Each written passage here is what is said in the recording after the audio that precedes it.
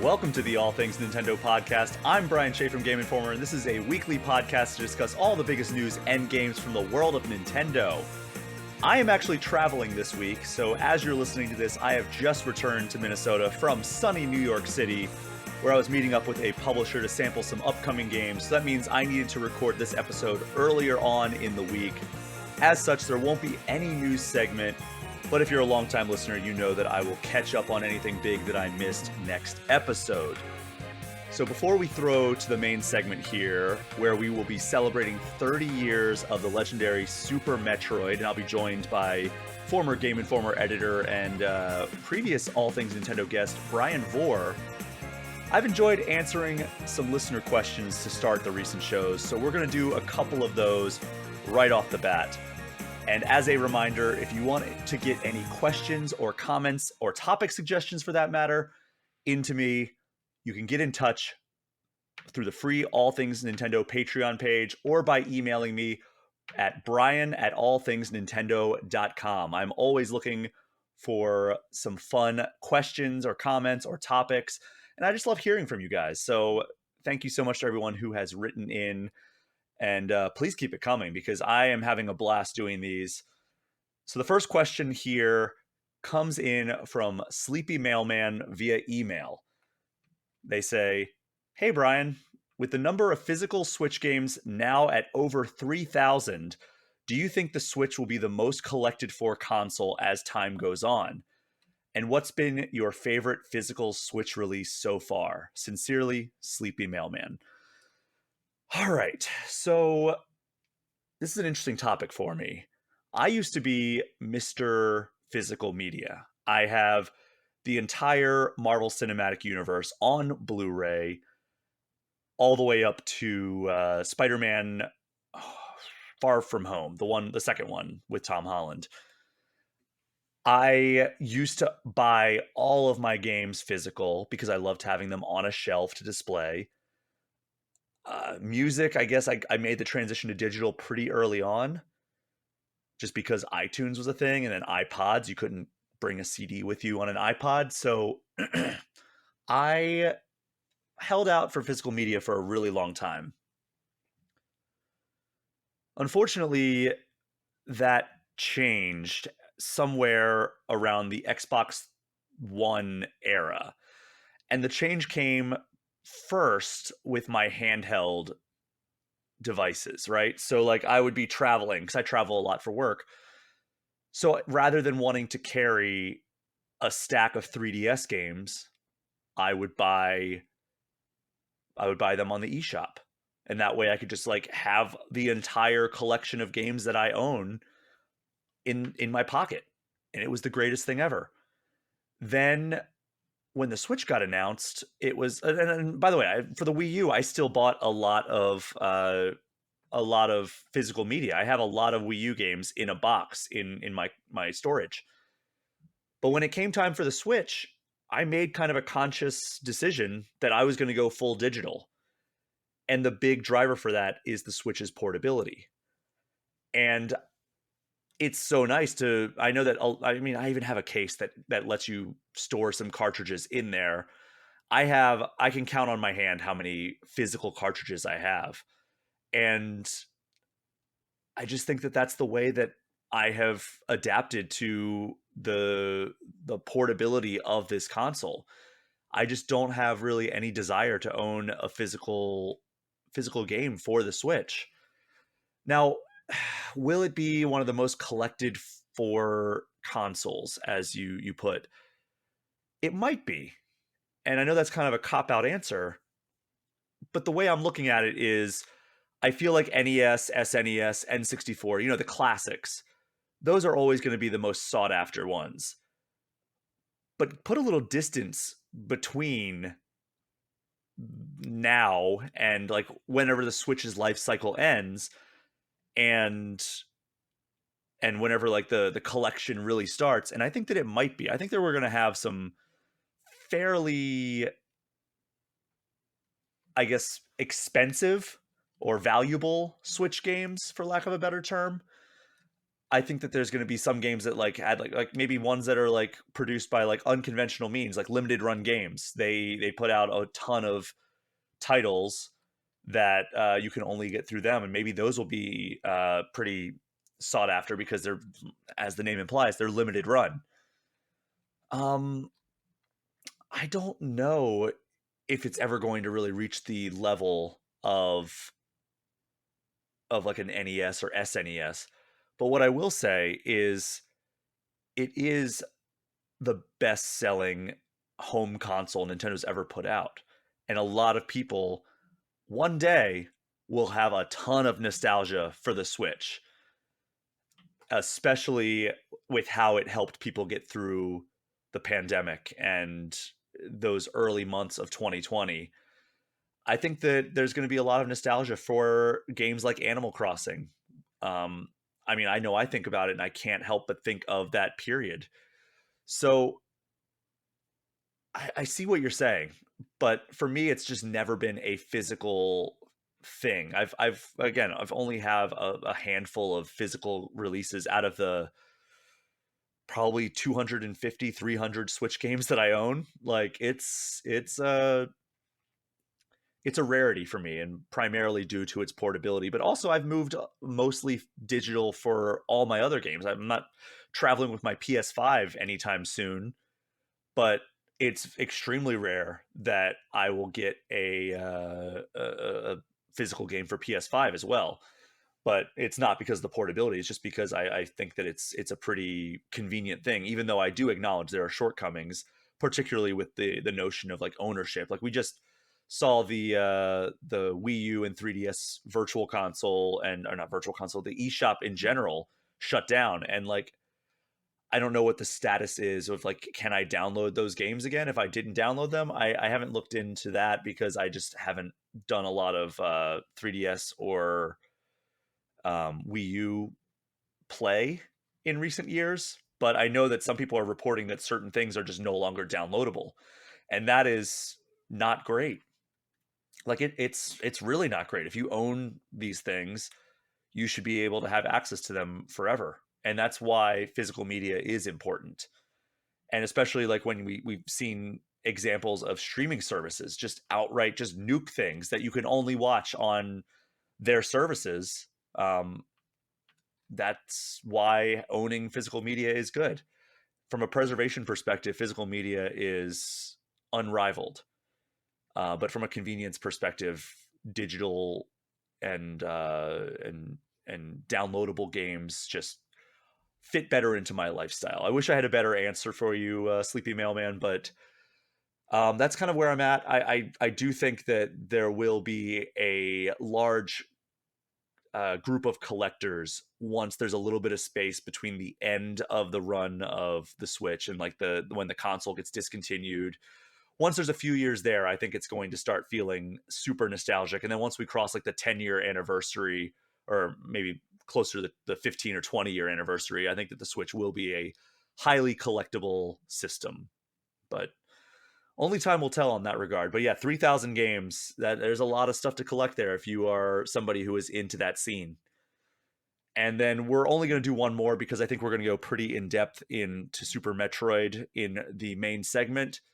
But this next question comes in from Zach Bencal. Bencal, I'm hoping I'm pronouncing that, on Patreon.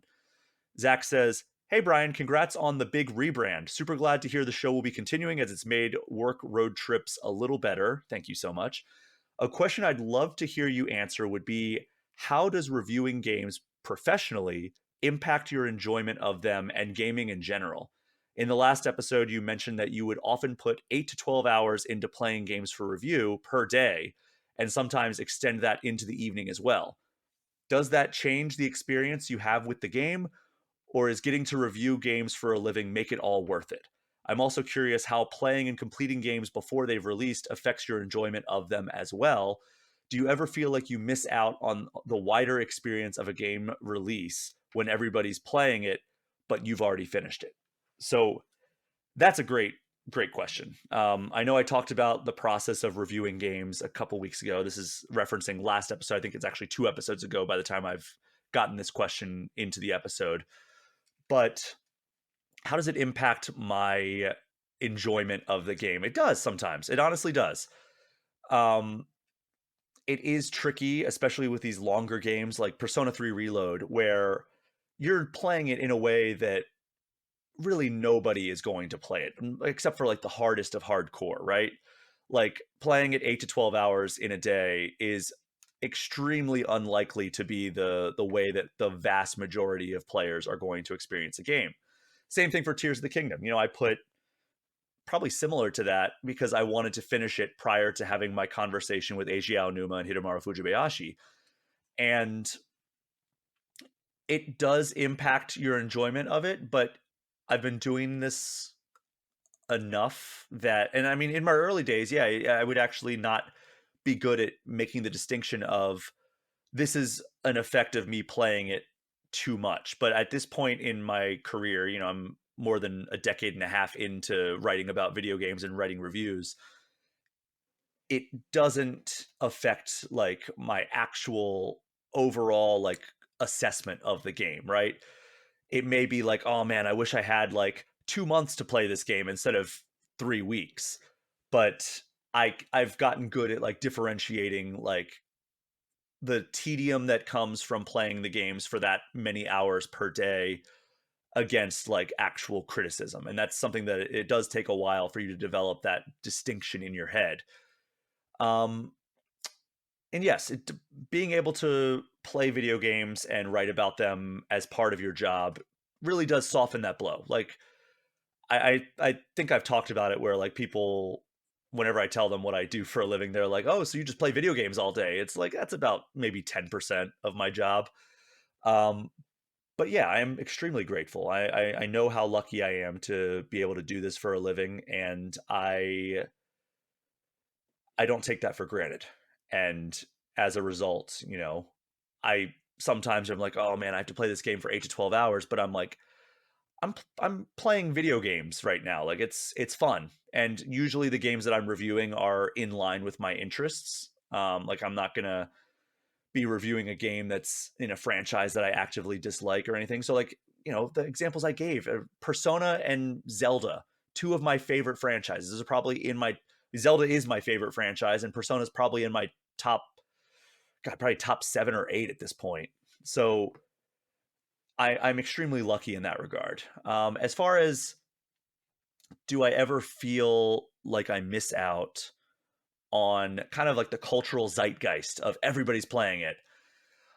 At times, but I also enjoy being like, oh, what are people going to think when it comes to this? Like I also see movies early sometimes too, and like when I saw the Super Mario Brothers movie early, or like I saw the Sonic movie early, it's kind of like, or Uncharted for that matter. It's like, oh, I'm excited to hear what people think about the things that I thought about it. So it's nice in that regard. The biggest downside is that when these games come out, or before these games come out, and like I'm reviewing it, the sometimes it's intimidating, right? Where it's just like this game is not out yet. There are no guides on the internet. I can't just be like, oh, I'm stuck on this puzzle. Let me look it up like I would if I was playing the game like a couple months after release. When I got Portal 2 for review, I was actually anxious about that because I was like, am I going to be able to get through this game without a guide? And it was challenging, but I did it. And that's typically the experience that I've had. Very rarely. I think I've done it 2 or 3 times in my career. I've been stuck on something and I've reached out and been like, "Hey, uh PR person who works on this game, I'm stuck on this. Here's what like the map looks like or something like here's what I've been recently doing. I can't figure out where I'm supposed to go next. Can you tell me where I'm supposed to go?" And they'll be able to like, be like, oh yeah, let me ask the developer. And the developer will be like, okay, well, like you'll want to do this. And like 2 of those 3 times, I have been like, how was I supposed to know that? How was I ever supposed to figure that out without like a guide or something? And then the other time I was like, oh, I'm dumb. And I didn't think of that. So that's the biggest downside of it. And I mean, I guess there are other downsides, but like sometimes you're playing it and like the patch isn't out yet. or so like you get technical issues that a lot of people won't get because like they have like a day one patch or something like that. But the other side of that is like a game like Final Fantasy 15, for example, where there are large swaths of that game that are just completely different now because they saw the post release feedback and they're like, well, we need to redo chapter 13 and we need to flesh out this character in this chapter and we need to balance this better. So we get kind of the raw version of those games, which I still want to go back and play Final Fantasy 15 because I want to experience it with like all the DLC and that reworked chapter that they did. So really, those are the biggest downsides to it. But how it affects my overall enjoyment of like kind of the hobby, it's still my number one hobby, even though I play games a lot for work. It's also still something that like after I'm finished recording this podcast, after I'm finished editing it, I'm probably going to spend the rest of my evening playing a game, not related to work at all, just kind of unwinding. And I think that's beautiful. I think it's amazing that I have that opportunity. I have the access and the job that I have, and then I still am able to enjoy games and be as passionate and in love with the hobby that I grew up on to this day. So that, yeah, I mean, I hope that answered your question. Thank you to everyone again who wrote in and left listener questions. I'm going to try to get to as many of them as possible as we continue rolling on. Again, if you would like to get any questions in for future episodes, you can hit me up on Patreon or email me, Bryan at allthingsnintendo.com. We are going to take our first break, and when I come back, I will be joined by Bryan Vore to celebrate one of the most beloved games of all time. We will be right back.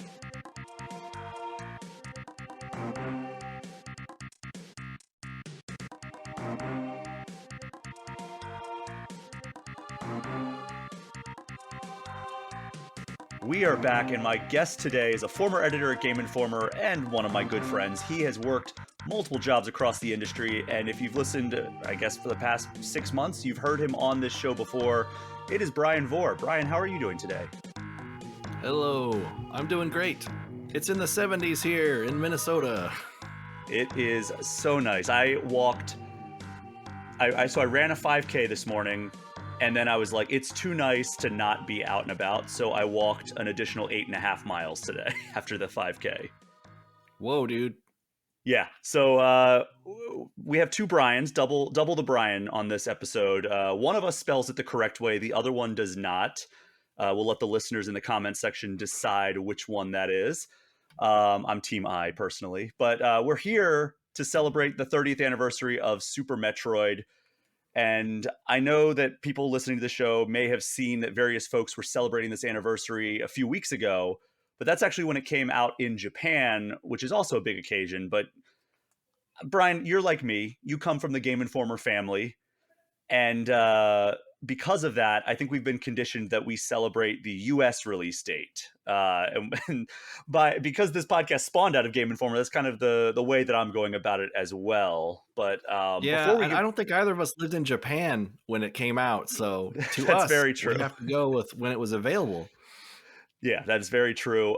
Before we get started, though, when did you first play Super Metroid?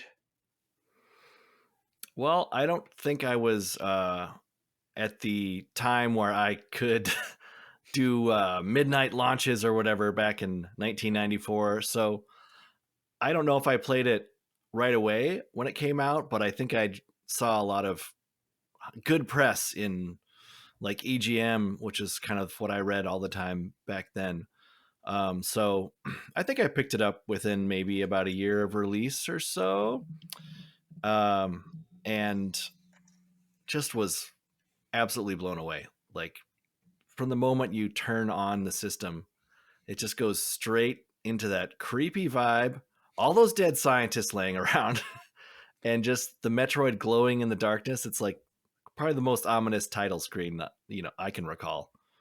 Yeah, it is. I mean, that sets the atmosphere, though. That's one of the things that the Metroid series, in particular, Super Metroid, is known for, is the way it sets the atmosphere up and almost gives you that vibe of like the Alien movies, right? Especially that first one where it's kind of just like, all right, you're going into like this dark cavern and like there's these aliens you don't really know what to expect around every corner. And then it's like things really start escalating. It's fantastic. It's masterful in the way that it does that, and it's pretty obvious why we are always so celebratory, especially of this entry. This is the one that I would say is the most celebrated out of all the Metroid games. Is that fair to say that? Yeah, I would say I mean there may have been more features or cool things introduced later, but I feel like this one really set the tone for almost this entire genre, which was quite hot for many years. Um, and now it's kind of transformed into something more into roguelikes, but like you can still see the influence of Super Metroid today with all the things they introduced to the series. Um, so much quality of life. Uh, Mm-hmm. I mean, I'm sure we'll go through all of it, but just having a freaking map that auto updates while you're Yep. playing, so you can keep track of where the heck you're going.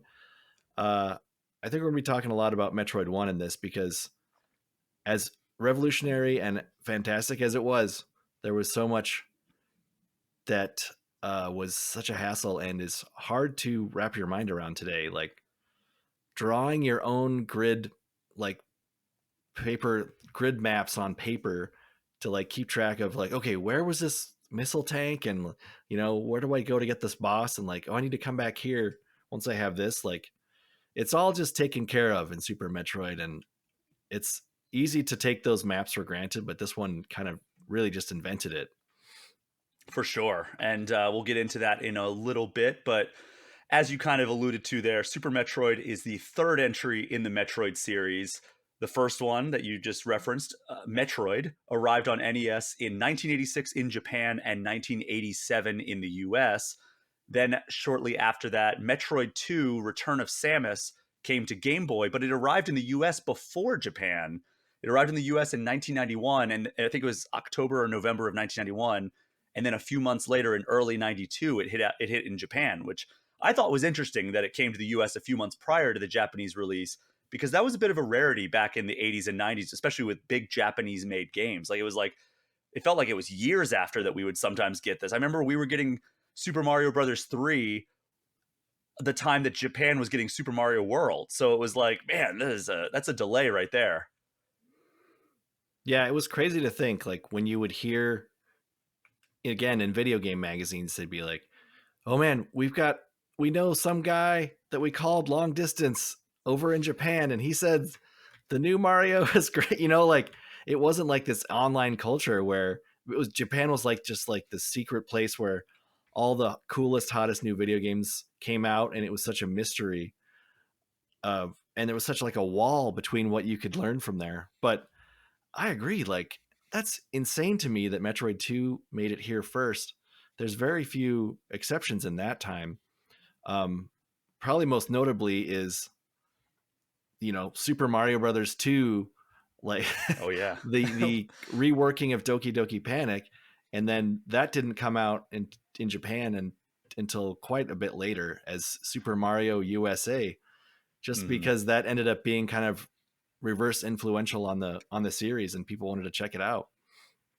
So you were with Game Informer a lot earlier than I was. We had a little bit of crossover or overlay in terms of like our tenures at Game Informer, but you were there several years prior to when I joined. What was do you were you there? When did you join Game Informer? Is what I'm getting at here. Oh man. I think Do you remember I what started, era it was? yeah, I started interning around, I think, in 2004, and Okay, so then I worked a little on the ad side and then got to editorial maybe by 2005 ish. got it. Okay, I just remember hearing stories of our former managing editor, or I guess executive editor turned editor in chief, Andrew Reiner, reviewing Final Fantasy VII, the original Final Fantasy VII, completely in Japanese, and he was just like, "What is going on in this story?" Oh, yeah. I'm Joe Juba. I talked to him the other day, and he was talking about how they would have to get in the Japanese versions of games and not necessarily review it, but do like a big like 6-page preview all based on the Japanese. And this was before you could do any Google Translate or Yep. like hold your phone up to the screen. Like, oh, I cannot imagine. One of the things that stuck with me when I like a first possible assignment was I got there and everyone left to go to E3 and they're like, maybe you could do this. We need this. They still had tip sections, right? So it's Mhm. like maybe you could play through the Chronicles of Riddick and find all the cigarette pack locations and do a guide on that. I was Ugh. like, oh, okay. I'm like, that sounds very daunting, but I'll give it a shot. But quickly they called it off. They're like, oh no, we're not gonna do that. Never mind. I'm like, oh, thank God. Was it Secret Access? Was that the name of the section back when we had cheat codes in the magazine? Yes. Yep. Okay. Hmm. That I think that ended just before I joined, because it was still referenced every once in a while, and I think we had a couple here and there when there was like, here are some areas that you can like explore in this game and find a secret or something. But it was like cheat codes were phased out long before I joined the team. It was like all like, oh, if you want to unlock this thing early, you just can pay $2.99 and get it early. And it was no longer Konami codes. Yeah, there were so many factors. Like games stopped putting codes in, and like you said, or made it a DLC, or it's if it's an always online game, there's no way you're gonna be like, oh, put in this code to like get the best suit. It just like hasn't been a factor. Or you can just go on YouTube and watch how to do a tricky boss or something. It's just hard to justify in a print magazine anymore. Yeah, and by the time the magazine arrives to people, it's like, all right, well, I saw this 5 weeks ago. It's a newer Yeah. game. But I back in the mean, day, every that was definitely a lifeline. Like, oh my oh God, yeah, I needed to know how to do all the fatalities in Mortal Kombat and, find all these secrets. It was yeah. the only resource you had. It was crazy. And it was the reason you kept around all your magazines if you needed to go back and reference that stuff. Yeah, I mean, I remember reading those cheat code sections. I would get the magazines out of like my school library and like the Game Pros and Nintendo Powers and EGMs, and I would go and like be like, "Oh my god, there's new codes for Sonic 3," and just go crazy about that. And then like half of them wouldn't work because like that was another thing that was huge back then, was like the proliferation of fake codes, and people would just print them and it'd be like, okay, well, this code is very clearly fake, but we're just gonna put it in the magazine, whatever. Not gonna Oh name any wow. names there.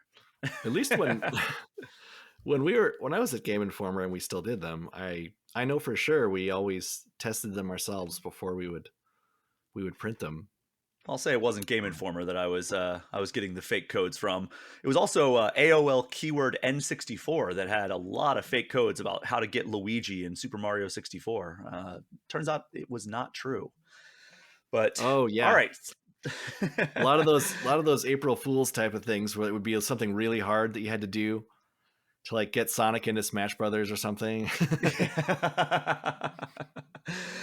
So going back to Metroid, both of those first two games used a lot of the conventions that Metroidvanias use now, where you explore a large, kind of ever expanding map, and then eventually you'd come to a roadblock of some type, whether it's like a tunnel you can't fit in, a gap that you can't quite clear, or a door you can't open, or something like that. And then the entire conceit is that you need to explore elsewhere in the map until you find an upgrade that lets you get through whatever that roadblock was to continue your progress. But as you mentioned, there were a lot of quality of life things that we know now that are like, mainstays in the genre that have since been added that were not in those games because they were kind of the trailblazers of the genre. So after the release of Metroid 2 Samus Returns on Game Boy, the team moved on and they wanted to create a game for Super Nintendo. And how big do you think the staff was that created Super Metroid? I want to say a dozen people. Close. So it was 15 people Oh, managed by a trio of leaders. So I'm guessing around 18 folks. And the key figureheads that were the managers were Yoshio Sakamoto, who wrote and directed the game, producer Makoto Kano, and then the general manager, the late great Gunpei Yokoi. And they did, in addition to that small team, receive some help from Intelligent Systems on the programming side. And that's the studio that, if that sounds familiar, they are the developers behind Fire Emblem and the Paper Mario series today. So pretty stacked team. I mean, we'll get into Gunpei Yokoi a little bit later and the other folks in that leadership team, but that's a solid development staff, especially when you look at like the other major games of that era. And it was always like, okay, well, Takashi Tezuka and Shigeru Miyamoto. So obviously those are like kind of like the two biggest people out of Nintendo of that era. But like that's a like if you look at what those three guys did, it's pretty substantial. So the big thing that a lot of people were like concerned about is why did it take so long for another console Metroid game to come out? Because the first one was pretty well liked. Then we didn't get another console game until the mid 90s. I think 94 is when it finally came out. And in an interview with Game Players magazine, Sakamoto said, quote, "We wanted to wait until a true action game was needed and also set the stage for the reappearance of Samus Aran." Aran? How do you pronounce it? I think I went with. I think I've been going with Iran, but I looked up.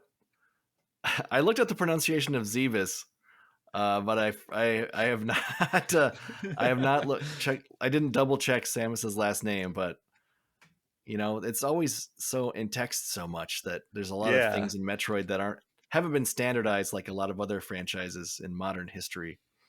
Well, it's like everybody in Final Fantasy VII calling it Mako, and then we get to Final Fantasy VII Remake and Rebirth, and they're calling it Mako every other sentence, and you're like, come on, No, I don't like that. reprogram I my don't like brain. No, I don't that. either. Same thing with like, I always said Thanos in the Marvel comics, and then we get, Infinity War, and it's very clearly Thanos. And now I Mm. can't go back to Thanos because, like, it's that's always the trick when like it's a primarily text based thing that you have to figure out how to pronounce in your head. Um, Yeah, but mine was always Ryu in Street Fighter. oh yeah, I think a lot of people had that. I remember this is just a kid being dumb, but I remember when I was going back to Sonic 3 and Sonic and Knuckles, it takes place on Angel Island, and sometimes they would just refer to it as the floating island. And I remember there was a kid on the school bus who called it Angel Island because he just didn't know the word island. Oh, buddy. And we teased him relentlessly for that. And because that's not like a weird word, that's just English. Yeah, that's not a very specific video game phrase. Exactly. That's There's lots of uh, real ones in the world. yes. So the developers wanted to use the new technology of the Super Nintendo to create a game that continued the mechanics of the first two Metroid games, but taking advantage of this like technological leap forward that the 16-bit console provided.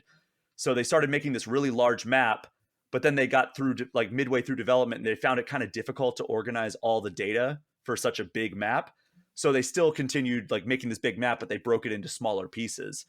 And then to help the player keep it all straight, they added the all important auto updating map that charts the outlines of areas that you explore, complete with markers to indicate important items. Man, so this became a staple of the genre going forward, as you had mentioned earlier. Do you think, in hindsight, this is the most important element of Super Metroid? Oh man, it's hard to think of a different what I mean, there's so many great advancements in Super Metroid, but that's the one that just helped players wrap their minds around it. Um and just being able to organize, okay, this was over here and I need to go over there, and like, oh, this elevator connects to this other area that I've been to. And most important of all is those little dots that would show like, there's a special item that I wasn't able to pick up, so I should go back and check that out now that I have this new power up. Um, and you know, keeping track of where save points are and all that other stuff. I mean, it was just such a huge upgrade. I know a lot of people bounced off of Metroid 1 just because they couldn't keep track of where the heck they were going. Oh, for sure. And that's why it was so great when they did the remake of Metroid 1 on Game Boy Advance, Metroid Zero Mission, which I'm still waiting to arrive on the Switch Online catalog. That's the definitive way to play the original or the original Metroid from NES, because they remade it with all the like modern conveniences of Super Metroid. You know, you can do the map. That is such a big thing. There's also a whole epilogue that was not in the original game, which is hit or miss. 'Cause it's a lot of stealth. Actually, it's not like a full on like action sequence a lot of the time, but it is satisfying near the end if you're an action fan. But the other big thing that Nintendo did with Super Metroid is they gave you the ability to fire in all directions, which is another first for the series. And then they also updated versions of familiar music from the original Metroid game and Metroid 2, thanks to composer Kenji Yamamoto and Minako Hamano. And Yamamoto apparently was just like the man behind all of the audio, because he created most of the sound effects and he programmed the audio of the game. So like he was any sound that you hear is probably thanks to that guy. And Super Metroid released on Super Nintendo on March 19th, 1994 in Japan, and then came to North America on April 18th, 1994, and then finally arrived in Europe on July 28th, 1994. Do you know what Game Informer gave it? Oh my. See your Game Informer Okay, history. here's my theory. I know Andy, he might still say this today, but I know he used to always say Metroid 1 was his favorite game of all time. I'm pretty sure he still says that. And okay, so I'm guessing he was one of the people on that review because it was a multi-person system back then, if I'm correct. Um, do you think would he have gone full 10? Well, the official score, I was unable to find who the byline was, but 9.5 out of 10. Ooh, well, were you able to find the text? What did they say were the down even back then, because so much stuff was revolutionary back then. I can see looking back now, maybe certain elements would be frustrating. There is still backtracking. People might get frustrated with that. The grappling beam maybe could be tricky. Maybe the wall jumping is a little tricky. So But I'm curious what they thought at the time. I don't know what Game Informer said about it because I was not able to find the text, but I did see that one of the outlets. God, what was the outlet? But it might have been EGM that criticized its length, saying it was too short, and Really? also What? that which is surprising because I think it's a pretty sizable game given the era, especially. I mean, nowadays we're used to like Persona and Baldur's Gate and things that take upwards of 100 hours, but like back then, like it takes 8 hours to beat. That's a pretty decent chunk of a game, right? Yeah, I mean, and were they trying to even get close to 100%, or uh I don't know. I don't know how many people they had on. I mean, well, here's the thing. EGM did multiple reviewers as well Mm. back then. So it's like they had the review crew, and they had to burn through like every game for that month. So So, what was that? oh, go ahead. I'm bringing up the actual stuff that I'm talking about here. Oh, it was Oh, Edge. So, Edge. Edge said it was interestingly too short. enough, So they'd had single reviewers, didn't they? Or they did. criticized the graphics and short length, but praised Super Metroid as intensely playable and full of memorable moments. And they Oh, still gave it an 8 out of 10. wow, that's shocking. Yeah. Too short. Well, yeah, I don't know. Uh, that's baffling to me. I do.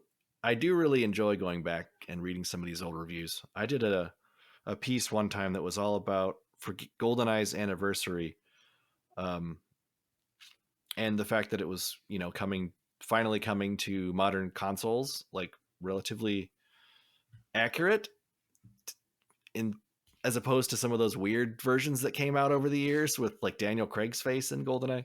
Yeah. Um, but it was fascinating to read everyone's opinion of GoldenEye. Like they were blown away by, for example, the sniper rifle. Like that was pretty much invented in GoldenEye. Like being able, because back then there was so much fog in games, like um, you couldn't zoom that far because the There's no world draw wasn't drawn out. distance. Yeah. So the fact that GoldenEye had these kind of tighter levels without fog, they decided like, hey, what if we did the sniper rifle? And people really hadn't seen that kind of thing before, and it was one of the things that reviewers were amazed by for sure. hmm So here's the weird review that I found that was, I don't know what scale Nintendo Power was using, but the review that I found gave it a 4.425 out of 5. Okay, you gave me a heart attack. If I was like, if they did a 10-point scale, this is so wrong. And then Computer and Video Games gave it a 91 out of 100, and EGM gave it a 36 out of 40, which I'm assuming is a cumulative of 4 reviewers on a 10-point scale. That's my assumption. And I Yeah. also found a review, which I'm assuming is like a retro review, where IGN gave it a 9.5. Oh, okay. Smart. So, Good call. what about Super Metroid, in your opinion, makes it so good? Oh my god. Well, I think Metroid has always been about atmosphere, and Super Metroid, where you had to use some of your imagination in Metroid 1 a lot of the times, hmm Super Metroid fills in all those blanks. It's like, okay, we're going to start small at this galactic space station. Um, they actually had cinematic in the beginning, which is shocking because even like after that opening story sequence, it's really a lot of inferred storytelling. Um, that's how they were able to get this game out so quickly after the Japanese release because the text was so limited. Yeah. Um, the way that they, um, yeah, the way that they have that intro, and I'm sure we're going to go through all of this, but it's the storytelling, the atmosphere, just like not only quality of life, but also just super interesting and groundbreaking new powers, abilities, just unlocking through the whole game and figuring out ways to combine these abilities and really just to combine these abilities to make like interesting gameplay that you wouldn't have imagined. And then having such a compelling critical path, but also really just mind bending tricks on how to 100%. It's like, I don't need whatever 200 missiles or whatever I forget the total is, but the fact that it's out there, I know I must have it, and I have to figure out this weird circuitous route to like get up and around to get that weird missile pack. Um, and of course, the boss battles are fantastic, uh, and they really a lot of them subvert your expectations from previous Metroid games. Um, Samus is so freaking cool. Uh, her secret's out already, so they have that freaking amazing death animation where the suit explodes off of her, and hmm you see the woman inside, um, which I think is kind of become standard since then. But just so many standards have been set and never gone back. Like it's like, oh, everything is set in stone now. From you can't do a Metroid game without so many things that Super Metroid introduced. What was your favorite power up? Well, I'm sure we'll get to it, but there's a certain late game, very very late game weapon that was unbelievable. But outside of that, um, We'll go with standard issue stuff. standard issue stuff. God, um, I really loved. Was it the? Is it plasma? I think was it plasma is the thing that can go through walls Oh God. I think or so. spacer or whatever. Plasma um, beam. the plasma beam, being able to shoot Well, the right through plasma that beam I wall. think is an gives it a stronger, yeah, and it can go through a number of foes, but I'm just looking up the wiki to see, because one of the things was plasma versus spazer. So spazer is you can hit, let's see, oh my god, they're getting in the weeds. I'm gonna just throw my hands up and be like, I don't know, I do not know. uh It's tough to beat I mean, it's kind of cheating, but the space jump comboed with the screw attack, just mhm. being this invincible ball that flies through the air and like not having to worry about platforming ever again. It's just like completely overpowered. Um, Well, that's what makes it so much fun, God, right? Is when you can get all these upgrades and then suddenly you're like this unstoppable thing. But then, like, there are still boss battles that are extremely challenging, but like, you want to really almost feel like you're breaking the game, but you're not. You're just progressing through the game the way that they intended. yeah, yeah. Well, okay. Final answer: the speed boost. Oh, yeah. So you You can can't use sprint. that all the time, but when you have enough runway to do it, like that's the coolest. That was like such the coolest thing I'd seen like in a game at that point. Just like Samus just turns into a blur and everything explodes off of you.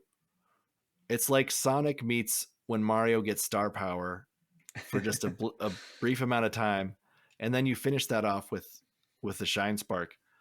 Uh, I just was like, this is just the coolest thing. How did they ever think of this? Like, it looks absolutely awesome.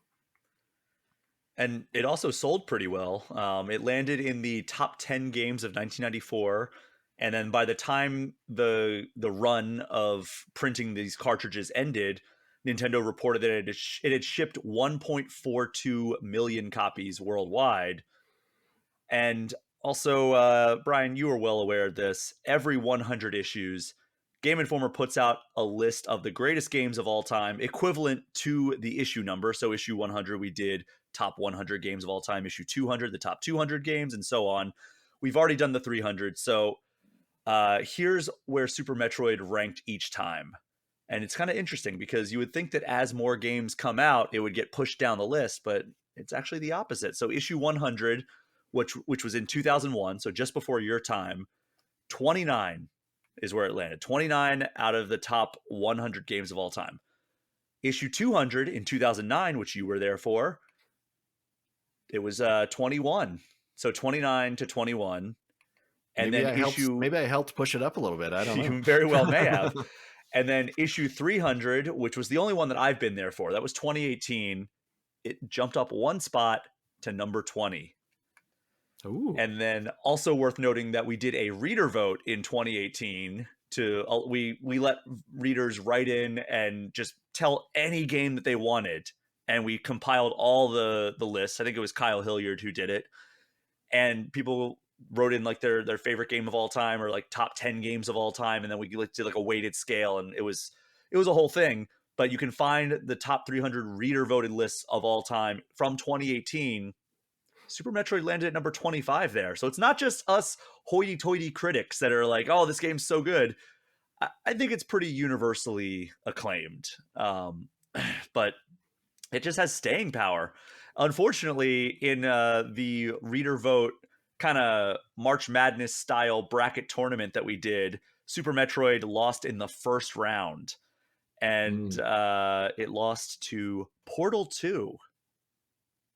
Another fantastic Well, game, but it's very apples versus oranges in that regard. Yeah, it's tough. It's at least Super Metroid is playable on Switch with the way they do the game subscriptions now, being this Super Nintendo collection. Hmm. But, you know, when you reached out about, hey, you want to talk about Super Metroid? I'm like, oh, I wonder if there's an anniversary coming up, and just hit me. It's like, oh God, 30 years. I can't believe it's so ancient now. And there's something to be said, like gamers even that have just started playing in the last even 10 years, like there's so many classics that come out in that time, and it's maybe can be hard to appreciate what has come before. There's so much new stuff coming out every day all the time, like big groundbreaking stuff in the modern era, and it's hard for maybe something that feels simple like Super Metroid in today's gaming landscape to stand up to something like that. Yeah, and do you remember the meme when it came to the Wii U Virtual Console, the Miiverse, where people were like, "I don't understand how this game works. Like, I see a door, why can't I go through it?" And there was the famous one of, because they thought the main character was Metroid, just the way, famously people thought that Link was actually Zelda, because the name of the game. And there's that famous one of Samus standing and trying to like get into the morph ball tunnel. They haven't acquired the morph ball yet, and it just says, "Why can't Metroid crawl?" with a frowny face drawn. That famous Miiverse post. Oh, that's great. That's great. I So yeah, understand. I understand why. I mean, they're really. I think if that game came out today, even if it was mostly unchanged, you would have to have a lot more, you know, hand holding. identify what part of the map you're entering right now. Name the bosses. Have a cinematic that tells you where to go next. Like there'd probably have to be a little bit more hand holding, and I think there's something special about it. Doing a lot of, I don't know, back when this game came out, I had all the time in the world, and I was happy that one game kept me busy with its mysteries for a very long time. Um, it's it's like when you're young, you have all the time, but none of the money. And then when you're a grown up, you're like, well, I can pretty much get the games that I'm interested in, but it's the matter of time. It just flips. Yeah. I think that we talked about that last week on this very podcast. Oh, really? Yeah, that exact concept. So got some sad topic here because unfortunately, only a few years following the release of Super Metroid in 1997, Gunpei Yokoi was tragically killed in a freak accident on a Japanese highway. So he and his associate were driving on the Hokuriku Expressway, and they were rear-ended by another driver. And then they got out to kind of be like, "Hey, like, let's look at the damage on the car." And another car struck Yokoi, and he died 2 hours later, which is just absolutely awful. He had worked at Nintendo since 1965. Keep in mind, this Whew. was 1997, and he had worked on the Hanafuda cards that Nintendo was famous for in that era. And he'd also created an extending arm toy that let people grab objects from a distance that actually caught the attention of then president of Nintendo, Hiroshi Yamauchi. And that toy was called Ultra Hand, which is why when they had a mechanic that lets you grab items from far away in The Legend of Zelda Tears of the Kingdom, they called it that in tribute. So he also supervised the development of Donkey Kong as Shigeru Miyamoto's manager, and then worked with Miyamoto again on the original Mario Brothers, the multiplayer kind of battler one. Oh, And then yeah. he would go on to produce Kid Icarus, and he designed Rob the Robot, and he also was one of the creators of the Game Boy. And unfortunately, he was also one of the creators of the Virtual Boy. And he left Nintendo in 1996, and he also created another Leviathan of portable electronics. He helped create the Tamagotchi, which is Dang. Wild. Yeah, what a legend. That was shortly before his tragic death. Truly just an underappreciated legend who we lost way too early. And then he has tremendous legacy, but zeroing directly in on Super Metroid because he was the general manager overseeing that project. But like, where do you even begin to start assessing the legacy of this game?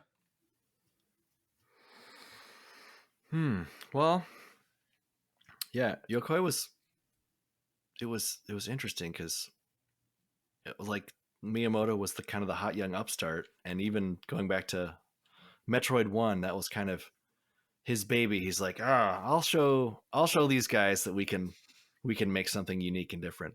But when you compare Super Metroid in tone to a lot of the other Nintendo games that were coming out, everything is bright and colorful and very, family friendly.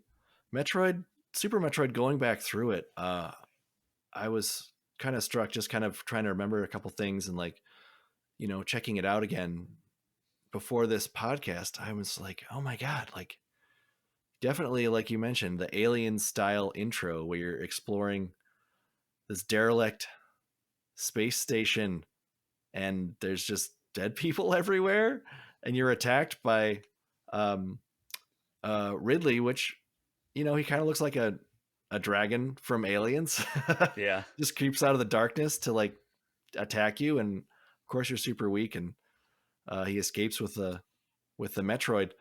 Um, and even just when you land on the surface of Zebus, there's just like the acid rain coming down. There's no enemies, um, and you're just exploring. There's like bugs flittering away, and the first sign of life really you get is that surveillance cam that's like tracking you as you kind of come and get the morph ball and a couple of other things. And out of nowhere, the lights are back on, and then this fully populated with space pirates just nonstop attacking you for the rest of the game. But um, the fact that uh, you have a boss that instead of just like hopping on someone's head and they're like ow and they fall over, which I freaking love Super Mario World. Uh, but in Super Metroid, they got away with missiling like a dinosaur, an underground dinosaur, until it fell into lava and all of its flesh burns off and it's screaming in agony until it turns to bones. And then you're walking back uh, to the next area and it's still there's still the last breath as the bones crash through the wall to try to kill you one last time. Like, this is not typical Nintendo stuff. It was just fascinating and creepy and scary. There's like a whole ghost ship segment. I mean, just I think it's the tone that really set it apart, and continues to this to this day as something extremely unique in Nintendo's arsenal. Um, it's kind of shocking that it only sold 1.4 million compared to, I'm sure, the ridiculous numbers of Mario and Zelda, which is Hmm. why we only get that Metroid treat like once every once every generation kind of console. Yeah. So let's not end on the sad note of the unfortunate and tragic passing of Gunpei Yokoi.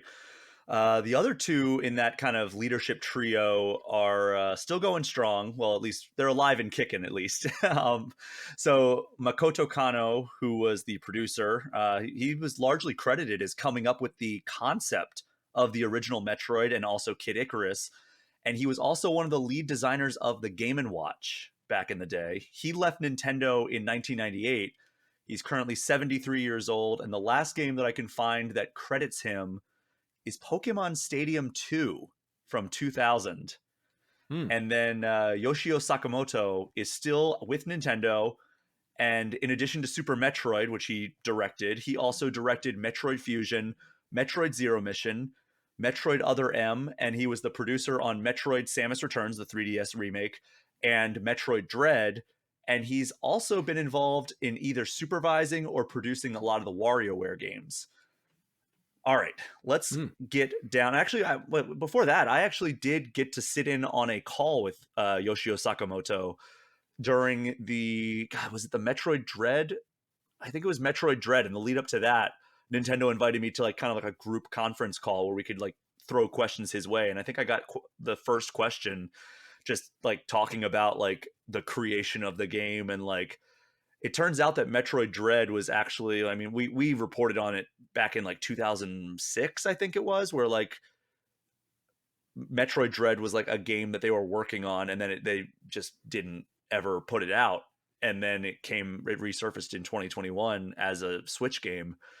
But yeah, it was fun to kind of get to sit in on a conference call with a guy who literally wrote and directed Super Metroid. So that was a fun time. Unfortunately, it wasn't a one-on-one interview as some of the other ones that I've had have been. And there was also 2021, so there was a lot of precautions still in place in terms of like travel and everything. But Mm. where do you rank Super Metroid in terms of the greatest games ever made?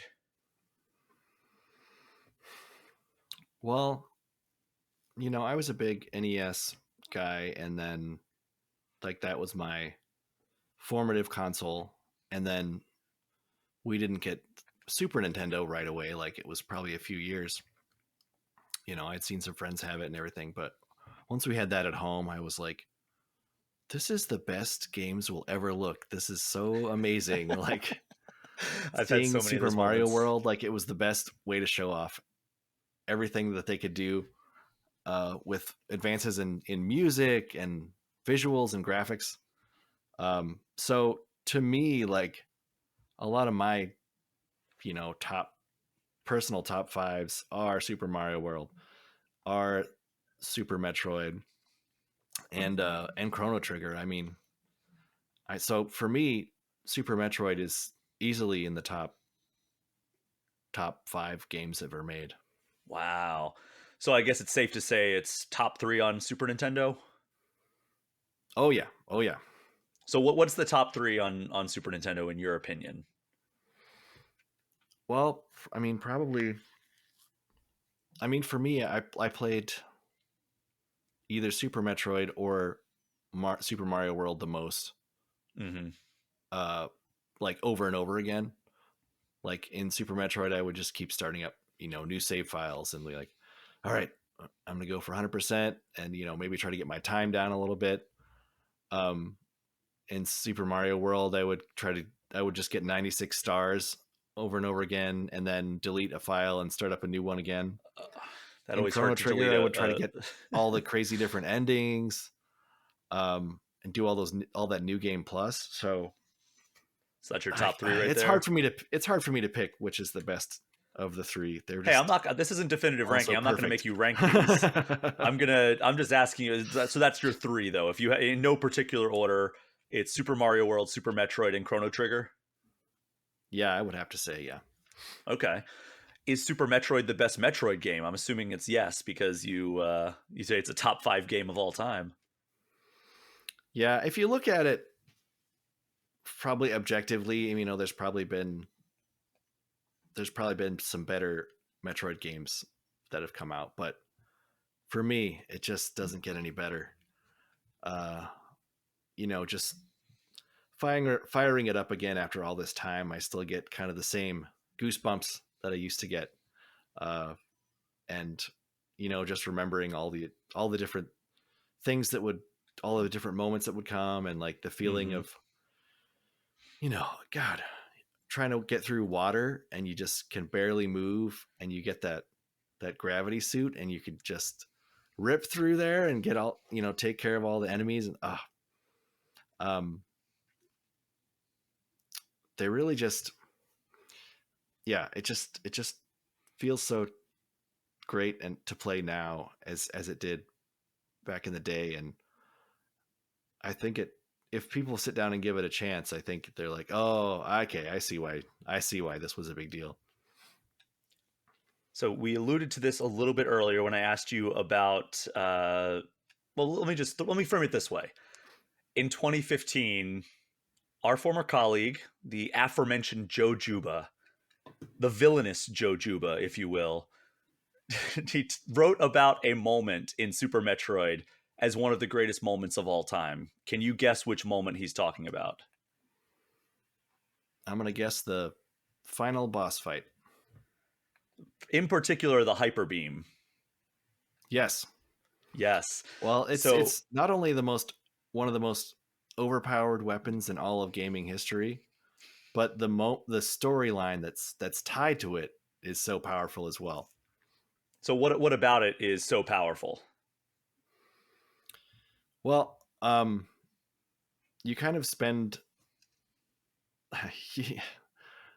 To be fair, I never played Metroid 2 like for years after.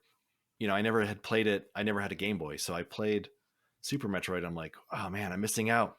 Suddenly, the story is so important. Where so many Nintendo games, it's just like a sitcom where like every episode is separate and you don't have to worry about continuity.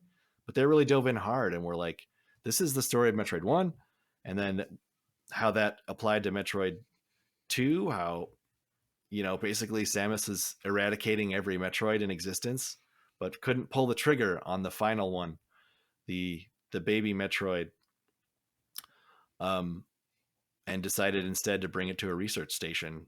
And then, of course, the space pirates caught wind of it, and once again, they can't resist because Metroid is the key to ultimate power in the universe. But you spend the whole game exploring Zebus again, and um, powering up and investigating everything that's going down. This whole time, you know, you you finally you finally beat Ridley, and you see the broken case, because he had the baby Metroid, and so what was in that case. And it's like, oh my god, this Metroid's on the loose.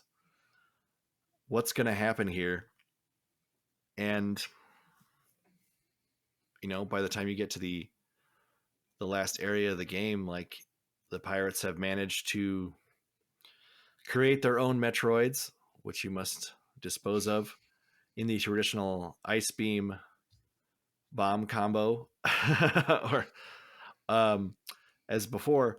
But you come across this dusty, this these super overpowered enemies, and you walk past them, and they just crumble to dust, and you're like, what's going on here?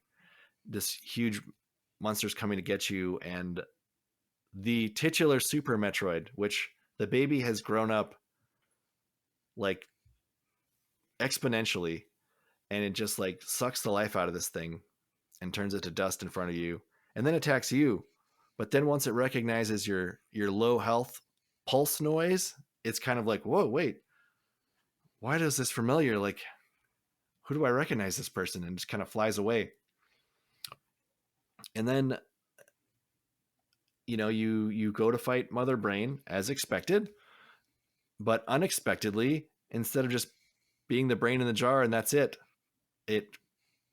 grows into kind of this gigantic monstrosity, and you go toe to toe with it, and eventually it just gets this insane hyper beam and just blasts you back up against the wall.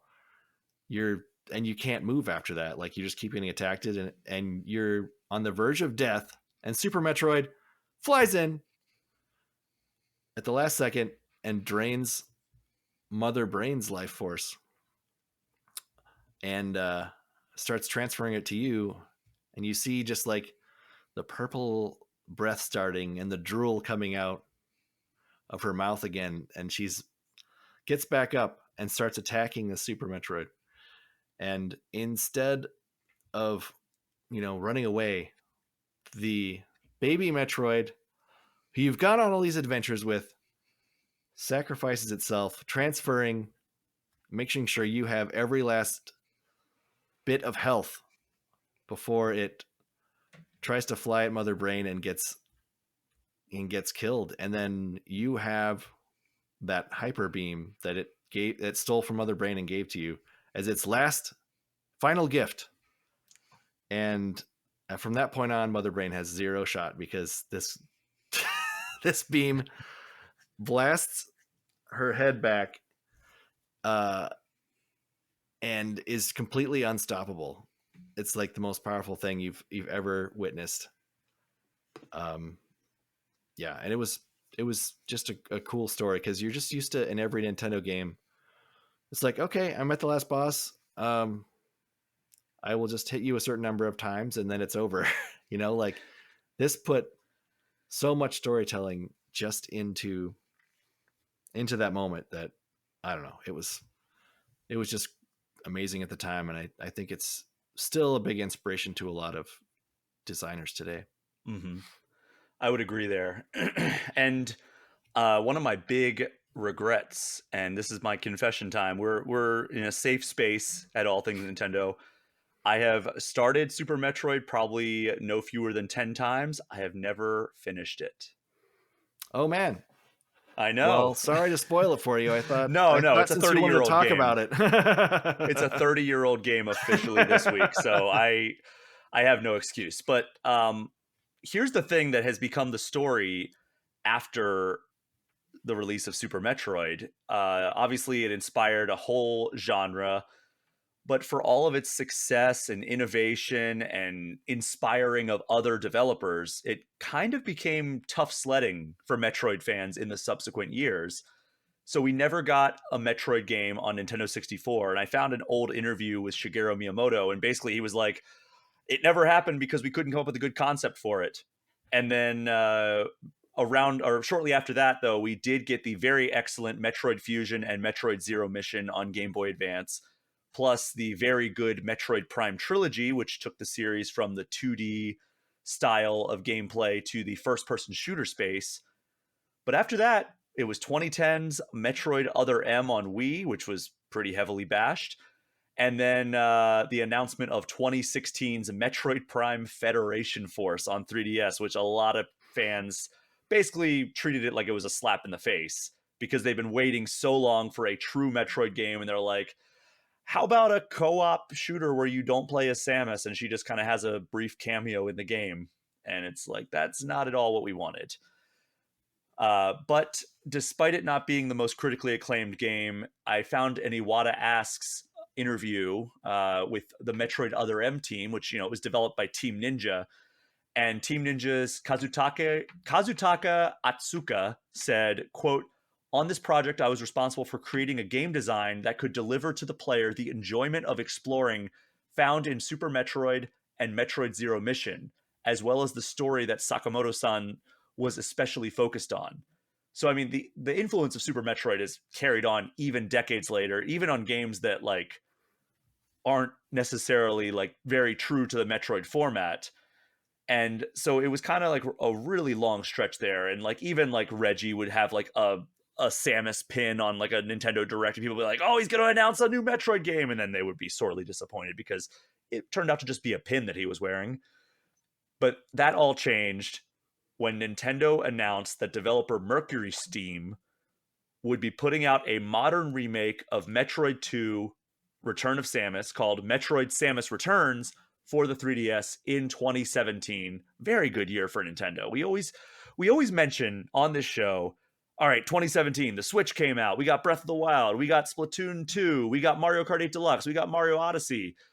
We often forget to mention Metroid Samus Returns. That game got a 9.75 out of 10 from Game Informer.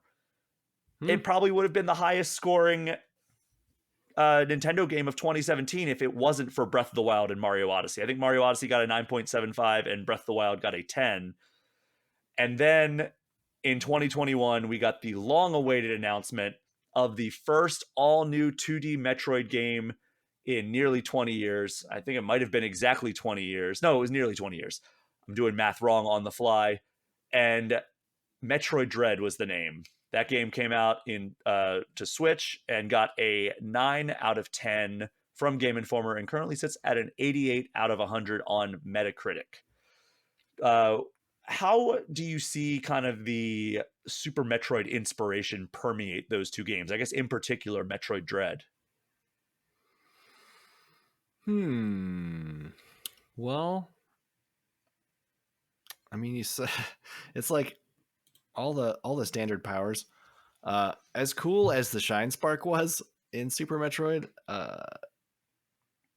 those puzzles were the worst in Metroid Dread. It was like you just have to like, oh, I got to shoot this block away and then run really fast and then make sure you get the Shine Spark and do it this like it was to I I believe I've had 100%ed Super Metroid at least once or twice, or gotten very close. Um, but in Metroid Dread, I was like, well, maybe I'll just give it a shot. But I saw some of the challenges present there, and it was just like, I just can't do. I can't do this. I can't put in the effort to make it happen. I I used to be able to get power through the frustration and do it, but at this point, I was like, you know what? I'm just going to move on. I don't necessarily need that missile pack, but not to get hung up on that. But I mean, I think they take that atmospheric storytelling. They there wasn't really stalking per se in Super Metroid. That was more of a was that fusion. Fusion, yeah. Um, And in talking to Sakamoto in that group interview, asking kind of like the inspiration, he was like, no, Metroid Fusion was a much bigger inspiration than Metroid Dread because they had the SAX parasite that kind of stalked Samus when she didn't have any powers, and you had to avoid that. And they were like, what if we expanded that out to a whole bunch? And not really my thing, but I understand why it's like a really tense situation that really kind of accentuates the atmospheric qualities of those games like Super Metroid and Metroid Dread. So I understand the direction. It's just I much prefer to be the badass Samus that can just like take on these enemies head on, you know? yeah, I can see why they'd want to change it up. Have every Metroid have a specific stamp and something that feels different. You know, it was the same team that did the Metroid 2 remake on Mm-hmm. 3DS, which Metroid is one of the few series, like a lot of times I will, I'll kind of wait for a sale or something, but Metroid, when those come out, I'm just like, okay, I'm pre ordering or buying it. Like, that's one of on my very short list because I want Nintendo to know that it is, I did my part. I can't complain that they only put one Metroid out every 5 to 10 years if I don't do that right away. So that is to say, I did play Samus Returns. I did buy it right away, but I didn't get around to playing it until right before Dread, and that worked out very well because a lot of that kind The of parry. parry mechanic really worked well. Um, like I had that timing down, ready to go for Dread. It was no learning curve at all. I just come off fresh of it, so um, God, I wish that would come to Switch. I really want the Metroid 2 remake on a console. yeah, it's baffling. One of the many Metroids that is just kind of locked out on an old system, and they haven't brought it forward. I'm shocked that when Dread came out, that there's so many Metroids that they could have just ported over, uh, Well, a lot of them and are there's there so many you now. can't. A lot of them are there now through the Nintendo Switch Online. So, the NES Nintendo Switch Online library has Metroid. The SNES one obviously has Super Metroid. It's also been on every iteration of the Virtual Console. Um, the Game Boy Advance one has Fusion. It does not have Zero Mission. And the Is Game Boy Metroid one, 2 on Game Boy yes, Metroid on the 2 Game Boy is on the collection? Game Boy collection, but we just don't have the remake. It's like, come on, guys, get on that. And then, of course, like there's an N64 collection, but there was no Metroid game on N64, so it doesn't matter. But yeah, because it's Yeah, on that Nintendo Switch Online collection, and it's only 8 hours long, as we've covered here, I really have no excuse to have not seen it all the way to the end. Like maybe that'll be one of the projects that I take on this year, kind of the way I dedicated myself to playing Majora's Mask and Final Fantasy X-2 after all these years last year. Maybe Super Metroid will be like the one that I finally get around to. But Any closing thoughts on Super Metroid before we take our final break of this episode? Well, I just, I mean, now I'm just like, what what surprises can I spoil for you again? To now, I got to sell you on this, but let's just say, okay, not only not only is it they kind of invent the Metroid style, like, okay, come back here, do this, do that, but if the people that are for people that maybe are intimidated by backtracking or whatever, keep in mind that there's so many layers to the game where they built it where the obvious path is like, okay, I should wait till I have this so I can get to that ledge, or that I can go through this tunnel. But there are several like non-glitch sequence breaks that if you can figure it out, or use the knowledge, this is maybe for another playthrough, but you use that knowledge that you that you've that you've gained through the skills that you've acquired, you can do really significant sequence breaks that are put in there by the developers. Like, they plan the game so perfectly. uh there's so many great boss battles, so many great environments. uh they do an awesome job of having old locations but not being too nostalgic, mixed in with like all new areas that they could never have really done, like on the old Nintendo and Game Boy games. um just bringing things forward, like, you know just all the pain in the ass stuff from Mario 1 or Metroid 1, like the energy refill. Instead of every time you started Metroid 1, you had to go to like an enemy respawn and just shoot 100 enemies as they kept popping out to like refill your health and your missiles.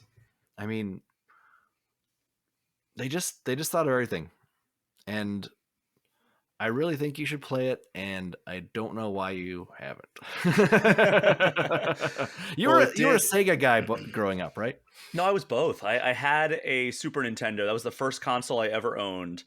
And then we had to move in with my grandparents for a few months, and my parents accidentally packed the Super Nintendo in the like the way back. What? Because like basically like we were moving to Florida for a few months, and the house that we had in Maryland sold way faster than expected.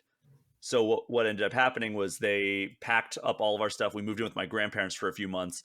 So not only did they take me away from all my friends, they also took away my video game console. So they were like, "All right, Oh, let's go buy you a new one, but let's get you one that you don't have already." And I was like, "Oh well, Sega Genesis looks pretty cool." So I got that with Echo the Dolphin and Sonic 2 from I think a BJ's Wholesale, and yeah, so I didn't have a Super Nintendo for a while, but then when I got to Florida, I was balling out with two consoles. I was the two console whoa. kid. I had a lot of people wanted to come over and pretend to be my friend to play either Sega or Nintendo. So making new friends was not an issue at the new school. Well, that's another story for another time. But we are going to take our final break of the show, and when we return, we are going to do definitive ranking and get an eShop gem of the week. We will be right back.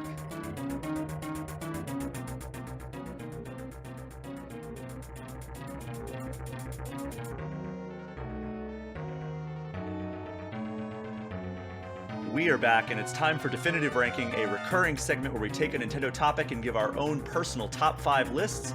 Since we're celebrating the 30th anniversary of Super Metroid on this episode, Brian, I want to get your top 5 Metroidvanias of all time.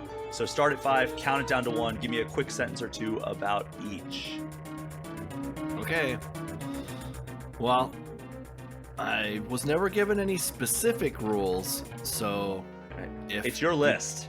If you don't like it, then too bad. Okay, so number 5, since I'm obviously a Metroid fan, I really dug Axiom Verge 1 Ooh, when it came yeah. out. so many cool homages to Super Metroid. But they made it their own, and really, the power ups just the power ups that developer came up with and just unleashed upon the world were absolutely nuts. Um, do we go Yeah, back and forth? Do I this is just yours. This is yours. run? Go from 5 to 1, and then I'll do mine after you. Okay.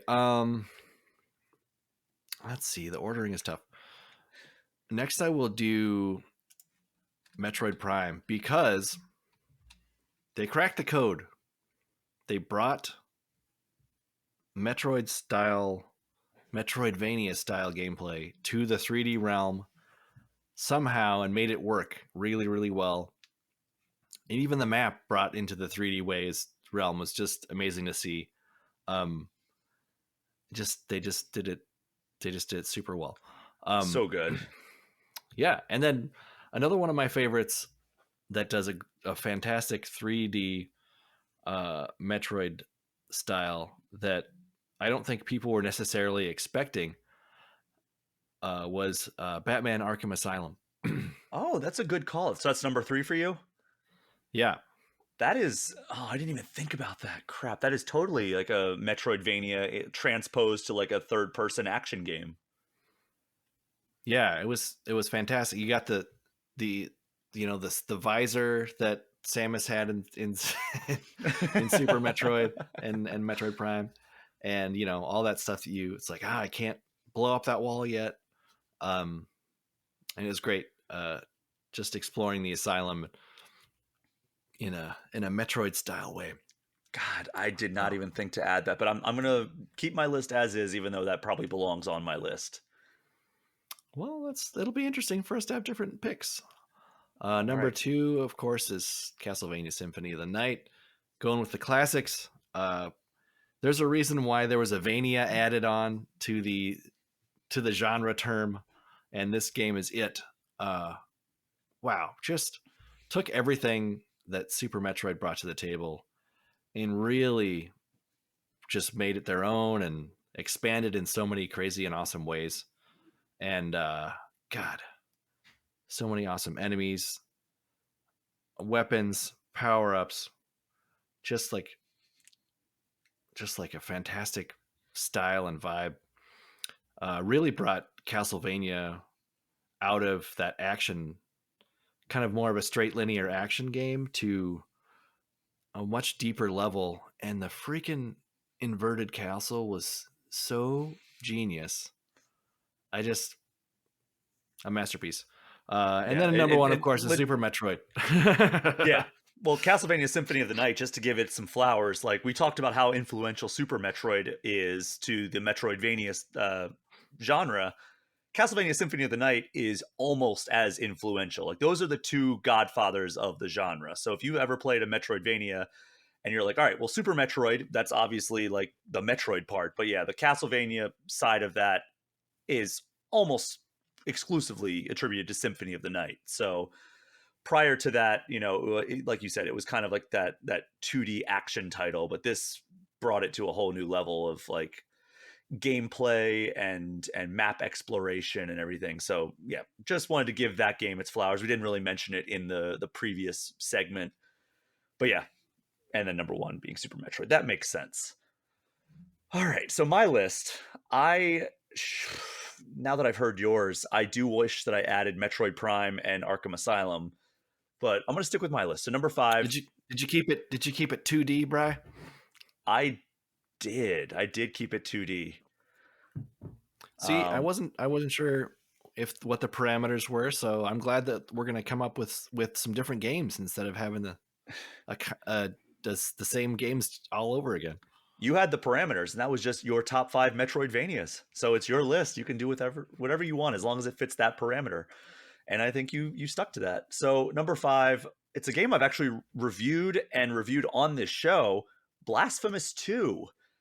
Kind of like that, Mm. like almost like punishing difficulty that you find in like a Dark Souls game, but with the 2D style action melee magic gameplay that you get in other titles like in the genre. It's just once you get like enough upgrades that you feel like you can like pull off good combos and like, chain together like abilities and attacks and everything, you feel unstoppable until you hit a boss and then you're like, "Oh no, I'm very stoppable," because those bosses are some of the more difficult ones that I have faced off against in this generation. But Blasphemous 2, very fun. I think it gets a little unfair near the end personally, but it's one of the better Metroidvanias I've played in recent memory. Number 4, Sounds great. yeah, it is good. Number 4, Sundered. This is from the studio that you may know uh, as the developer behind Spiritfarer, which is a game that a lot of people it made a lot of people cry. But Sundered is not anything of that variety. It's very much a super fast-paced Metroidvania. Like the combat is so smooth, and the exploration is interesting because if I recall correctly, I reviewed this like back in like God, it came out in like 2016, I want to say. And if I recall correctly, the rooms themselves are handcrafted, but each time you die, they kind of shift and like are procedurally pieced together. So like you'll go through it and it's like, okay, I need to get down to this part of the map, and you're like, all right, well, I know I need to go right, and then it's like, oh crap, how do I get down there? So you're kind of, it's like a fresh Metroidvania every single time, even though the points of interest remain on the map, which is a very cool twist on it. And like I said, the combat feels super great. You eventually get like godlike powers at the like near the end. And another one where like the final boss, I was like sitting at my desk at Game Informer, like ready to throw my controller into the wall, but I finished it off, and I think that I gave it like a 7.75, but a lot of that was because at launch on the PS4, which is what I was reviewing it on, it had a lot of tech issues. And then they actually wrote me, they're Mm. like, "Hey, like thank you so much for the review. We agree there's a lot of technical stuff that like we need to address, and we're going to do that in post launch patches." And by all accounts, they have addressed a lot of them. Like it was a lot of like screen stuttering and like frame rate dips when there was a lot of stuff going on, but very good game, very well designed game. And if you enjoyed Spiritfarer, just know this is nothing like that. But it is from a very good developer that put out a high quality game that you may have liked a lot. Number 3, maybe not a Metroidvania in the strictest sense of the word, but in the spirit of it, it's Dead Cells. And this game, it employs the Metroidvania style of exploration to a roguelike or roguelite formula where you go and you explore, and it's 2D action and super good combat. I love the combat and like kind of the experimenting with different builds. But then like, you unlock different paths through the world as you become more powerful and you make better progress. And again, not a Metroidvania in the truest sense, but it's one that I did want to shout out. And then number 1 and 2 are identical to yours: Castlevania Symphony of the Night and then Super Metroid. So Nice, nice. that I is gotta our check out definitive. some of those other ones that you were talking about. They sound pretty neat. Yeah, Obviously, I I know think you Dead Cells, should. but the other two I hadn't really played around or looked into very much. I really enjoy Sundered. I would almost say Blasphemous 2, at times, the gameplay feels almost like a non roguelite Dead Cells. But Okay. man, does it have that Dark Souls level of difficulty. So just be prepared if you go in with that. Oh, I have Um, one runner up that just popped into my head. okay. Have you ever played La Mulana? No, I haven't, but I've heard about it actually. And I've heard it's actually quite good. Yeah, it's like kind of like a little Indiana Jones sprite man, and it's got some of the like craziest, craziest puzzles, platforming, bosses. It if you can get through that game without looking anything up, you are an absolute genius and deserve a certificate. Uh, it's mind boggling. It's great, and I never had the courage to go and try to beat La Mulana 2 or try that out, but I'm sure that is also uh, very, very good as well. You know who's also put out some pretty good? These are a couple of other honorable mentions for me. Drinkbox Studios. You familiar with them? Yeah. So they did both Guacamelee games, which are very good Metroidvanias. They also do a game called Severed, which is a Hmm. touchscreen based game, and it has a lot of Metroid aspects, but it's closer to the Metroidvania style of like Metroid Prime because it's first person. It's like exploration in that way, as opposed to like something like Super Metroid, where it's a 2D exploration game. But that was a game that I reviewed. Let's see. I'm on the Wikipedia page right now. What did I give it? Um, oh, I had that installed on my PS Vita. I don't know why I didn't get farther in it, but I played some of it. I started it up a couple times like you did for Super Metroid, and for some reason I needed to keep going on it, but I just never saw it through. so I gave it an 8.5 out of 10. So very good game. Lots of great options if you are a either new to the Metroidvania genre or you're just looking for something new to play. But Bryan, that brings us to our final segment of this episode. It's the eShop Gem of the Week. Chance for you to give a shout out to a game that you think deserves more shine found on the eShop. What is your eShop Gem of the Week? All right. Well, I don't know how underground this pick is, but I've really been enjoying lately the remake remaster of We Love Katamari. Uh, those games were fantastic in the day, wildly imaginative and creative. Uh, just fun forklift style controls. That king is a huge weirdo. Uh, so many great collectibles. Just seeing the worlds that they build and that you roll up in this weird ball that just is endlessly growing, uh, and all the crazy challenges that you're tasked with, like rolling up enough snow to build the head of a snowman, or pushing around a sumo wrestler until he's eaten enough food to be big enough to take down another sumo wrestler.